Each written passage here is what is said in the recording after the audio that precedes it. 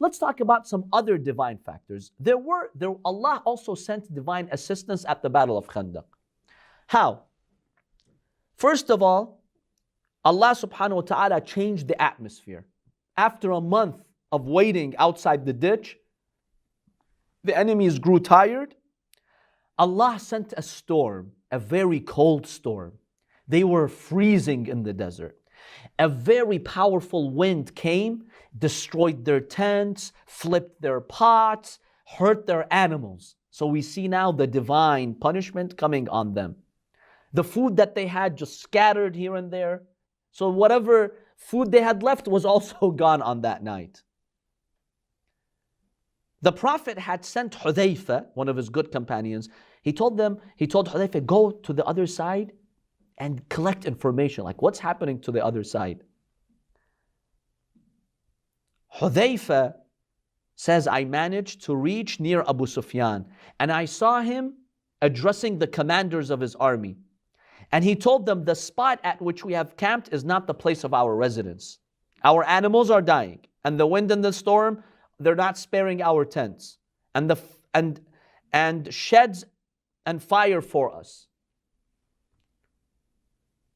Bani Qurayza too have not helped us either. They've betrayed us. It is better if we just leave. Abu Sufyan was smart. It's like, look, it's not worth it for us to stay here anymore. The weather changed, the storms are coming. Why are we staying here?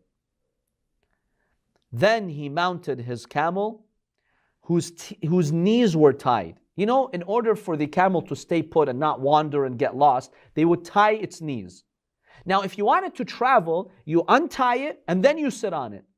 Abu Sufyan was so scared and he was in such a rush, he got on his camel, he forgot to untie its knees, like, let's go. He told him, shame on you. You're our powerful leader. And look how scared you are. You even forgot to untie the knees of your camel. Subhanallah. But he told them, no, let's not stay a single minute here. Let's get out of this place. Therefore, Hudayfa came to the Prophet. He told him, Ya Rasulullah, the enemies are not in good shape. Abu Sufyan just wants to leave. They can't stand this anymore. And then the Prophet also made a prayer. He went to Masjid al-Fath. He prayed rak'atayn. And he said, oh Allah, if today we Muslims are killed, who's going to worship you anymore? These are the only believers on earth. And it was at that point Allah answered the dua of the Prophet. Allah dispatched the angels. 1,000 angels came. The angels did not fight. But what did they do?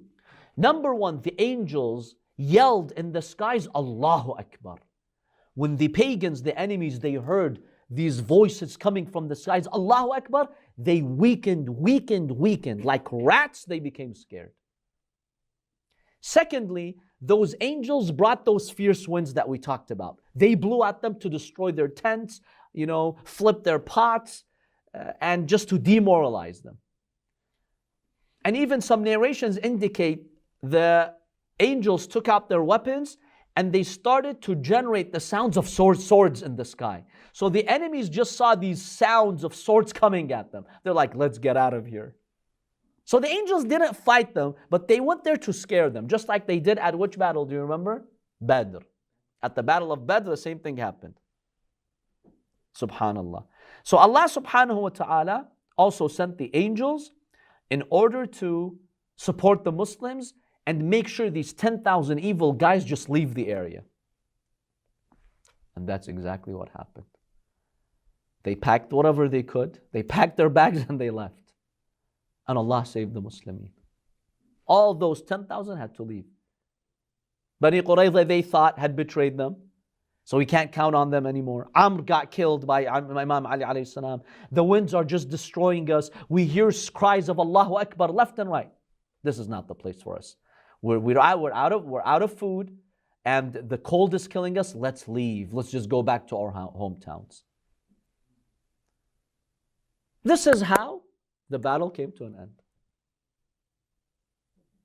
So when Imam Ali alayhi salam killed Amr ibn Abdul and that other guy got killed in the ditch, that's it.